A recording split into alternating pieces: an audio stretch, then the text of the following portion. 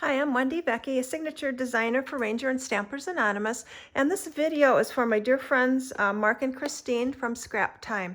I'm so excited to introduce you to my first release with Reinker this year, 2021, and let's start off with everyday essentials. So if you have followed me in the past, you know I absolutely love inks, and my Archival ink palette is so nice. So I'm excited to introduce 3 new colors. So let's look at each one. This is called Mulberry, really pretty red. Next up is Night Sky, and this is a gorgeous denim color, really good, and I have some samples to show you too. And then the third color that's new is Petunia, really pretty purple. So that's what the actual ink pad cases look like. Now let's take a look at the inks and how they compare to what we already have. So in my Archival line, I already have red geranium. So this shows you how the mulberry will stamp out. So you can see it's a lot darker, beautiful color. Keep in mind with Archival inks, and this is with all the Archival inks, because they're translucent, the more you go over an area, the darker the color gets. So you can see I used mulberry here, but used it very lightly. So it's really nice because you can get a lot of color variation from one ink pad. So this is mulberry. Now we move on to Night Sky. Here's Cornflower Blue, which is in my palette. This was from my very first release, a gorgeous color. And here's what Night Sky looks like. You can see it's just a beautiful denim color. And here it is lightly inked onto this die cut.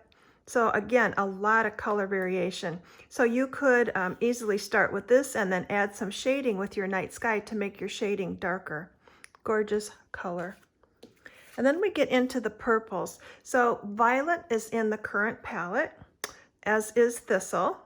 And here's the new Petunia. So you can see a whole new different color. Here it is stamped, and it's nice and dark and bold and beautiful. And then here it is on a die cut, but just lightly blended onto the die cut. So again, a lot of color variation on these, which is probably another reason I love ink so much. So let me show you this. This is a stamp from Stampers Anonymous, a background stamp inked with mulberry. So you can see what that looks like in the background. And then here it is again on a small die cut. Gorgeous color. Night Sky, I waited for this for a long time. I love this color. Just a basic good denim color. Pretty much goes with every single color in the palette. Just so pretty. And Petunia, I love this color too. This one looks so good with all 4 of the greens that are in my palette. I like it a lot. Obviously looks really good with yellow too. And I'll show you some samples now. Here's just some quick cards. Let's see, we'll start with, let's see here. We'll start with these, I think. The colors are so pretty. It just really kind of inspired me to do something a little bit different. If you follow me, normally I do my die cuts and I stamp everything in jet black archival. So normally this flower would be stamped in jet black. I thought I'll try these 3 colors because I really want to showcase how pretty they are, and look what it looks like. Once I stamped it, I was like, you know what? I don't want to add any more color. I just want that Night Sky beautiful color to shine.